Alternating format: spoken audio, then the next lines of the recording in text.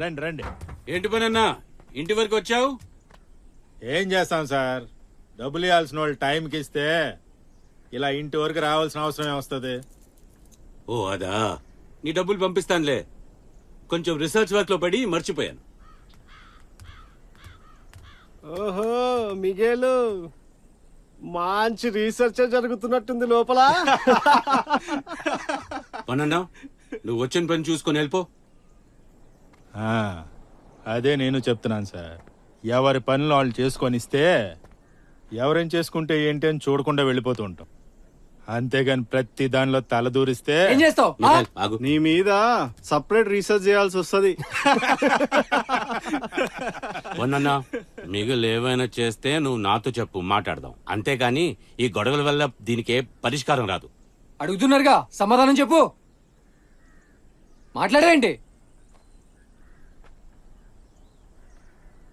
నేనేం చేయలేను అనుకుంటున్నావేమో. పంటేసినోడికి అది కోతకు వచ్చినప్పుడు కొయ్యటం కూడా తెలుస్తుంది. ఇంకొకసారి వచ్చి మాటలతో చెప్పను. అదే చెప్తున్నా, నువ్వు అనవసరంగా ఇలా గొడవ చేయాలని చూస్తే నేను మాటలతో సమాధానం చెప్పను. ఏం చేస్తావు? పనన్నా నువ్వు వెళ్ళు, నేను డబ్బులు పంపిస్తా. నువ్వు వెళ్ళు. వెళ్తున్నా. అప్పుడే కేరేంట్రా జీప్ మీరు. సార్, నీ మంచి కోరే చెప్తున్నా, ముందు ఇంటి నుంచి గెంటేయండి, లేదంటే ఏదో రోజు మీరు తగలబెట్టేస్తాడు.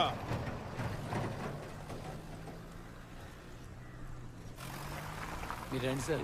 ఏం చేసావు? అంత కోపం ఉన్నాడు. పొన్నన్న కోపానికి కారణమేంటో వాళ్ళెవరికీ తెలీదు.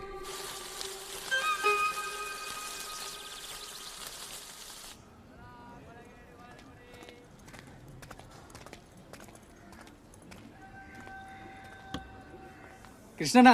మిగేల్ బాగున్నావా? ఆ. ఈసారి రాలేదా? సరే రాలేదు, సరే కూతురు శారద. నమస్తే అమ్మా. నమస్తే. 2 కాఫీ. నేను చెప్పలేదు, ఆయనే చెప్పేశాడు. ఎప్పుడు ఇక్కడికే వస్తారా? సరే నేను వస్తే ఇక్కడే తాగుతాం, చాలా బాగుంటుంది కాఫీ. అవునా? అవును, భోజనం కూడా బాగుంటుంది. థ్యాంక్స్ ఉదయ్. Thank you. నాకు థ్యాంక్స్ చెప్తున్నాడు. బాగుంది. ఏం ఆలోచిస్తున్నావు? ఎక్స్పెరిమెంట్ గురించా? It's okay.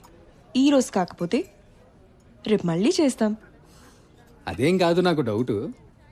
మీరు బాగా బలిసిన వాళ్ళు కదా, అదే మీరు బాగా డబ్బున్న వాళ్ళు కదా, నీకు ఇక్కడ ఉండడం ఇబ్బంది అనిపించట్లేదా?